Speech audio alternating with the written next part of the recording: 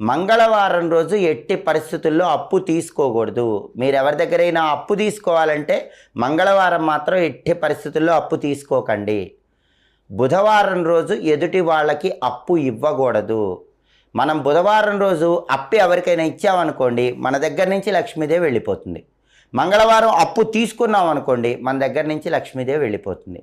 అలాగే తామర పూలు, బిల్వపత్రాలు ఈ రెండు కూడా లక్ష్మీదేవికి చాలా ప్రీతిపాత్రమైనవి.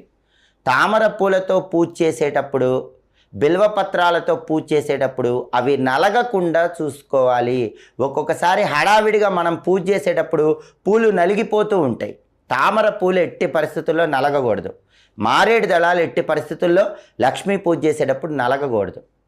అలాగే చాలామంది స్నానం చేసేటప్పుడు చేసే తప్పేంటంటే పాదాలు ఒకదానితో ఒకటి రుద్దుతూ స్నానం చేస్తారు.